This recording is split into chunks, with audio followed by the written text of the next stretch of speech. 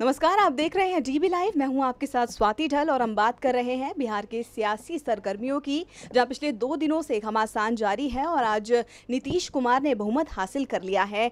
आज सुबह से ही वहां शोर शराबा हो रखा था। आरजेडी और कांग्रेस के कार्यकर्ता प्रदर्शन कर रहे थे और इस बीच नीतीश कुमार ने फ्लोर टेस्ट जो है वो फ्लोर टेस्ट था वहां पर और नीतीश कुमार ने वहां बहुमत हासिल कर लिया है। इस बारे में ज़्यादा जानकारी देंगे हमारे ग्रुप एडिटर राजीव रंजन जी।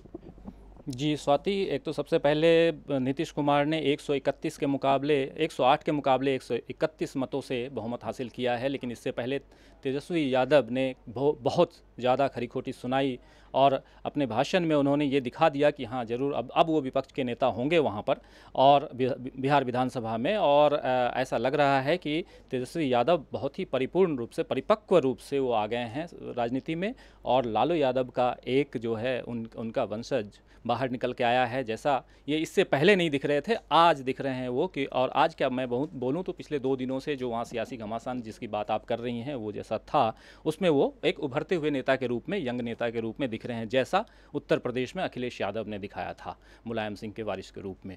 तो वो दिख रहा है। तो ये एक, अगर राजनीतिक रूप से देखा जाए तो ये बिहार के लिए अच्छी बात है कि वहाँ एक युवा नेता मिला है, वो किसी भी दल का हो। आज नेता की ज़रूरत है, इसलिए ऐसी बात मैं कह रहा हूँ। दूसरी बात यह है कि नीतीश कुमार को ये बहुमत हासिल तो करना ही था। जो स्थिति है, जो वहाँ की दलीय स्थिति है, खासकर नीतीश कुमार के पास 71 सीटें हैं, मतलब जेडीयू की 71 और साथ में एनडीए की। अब तो नीतीश कुमार की पार्टी जो है वो भी एनडीए गठबंधन, मतलब घटक दल का में से एक है।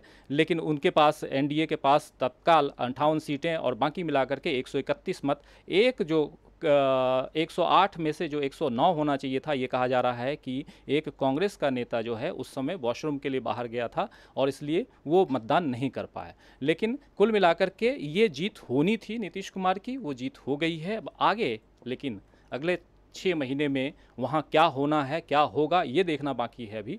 लेकिन नीतीश, खासकर लालू प्रसाद यादव की जो पार्टी है, और वो पिछले दो दिनों से पूरे बिहार में जिस प्रकार आंदोलन का दौर चल रहा है उनकी पार्टी की तरफ से, वो अभी मायने रखता है कि वो कैसे आगे बढ़ाएंगे।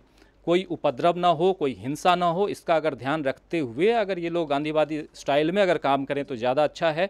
क्योंकि जब भी लालू प्रसाद यादव की बात आती है या उनकी पार्टी की बात आती है तो ये बात ज़रूर आती है कि ये लोग उपद्रवी हैं और वहाँ हंगामा मचाते हैं। और आज कई टीवी चैनलों पर भी मैं देख रहा था तो यही बात सामने आ रही थी कि जैसा वो पहले करते थे वैसा ही करने लगे हैं। और नीतीश कुमार की पार्टी के साथ, मतलब कि जनता दल यूनाइटेड के साथ जब तक थे तब तक ये स्थिति नहीं थी, और वहाँ से निकले हैं तो उनको खुली छूट मिल गई है। तो ये छूट की स्थिति या इस ढंग की बातें नहीं होनी चाहिए, क्योंकि बिहार को एक मजबूत और ईमानदार विपक्ष की ज़रूरत है इस वक्त।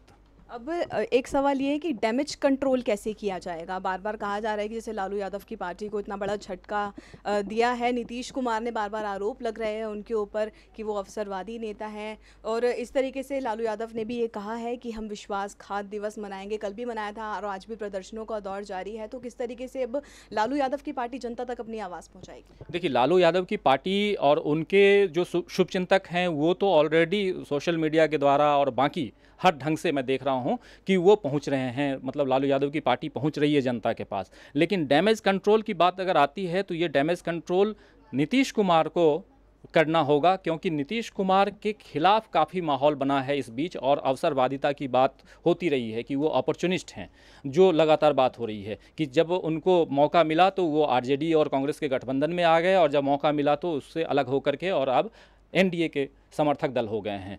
तो ये जो उनके ऊपर एक ठप्पा लगा है अवसरवादिता का, इससे उनको दूर होना पड़ेगा, अपने आप को हटाना पड़ेगा।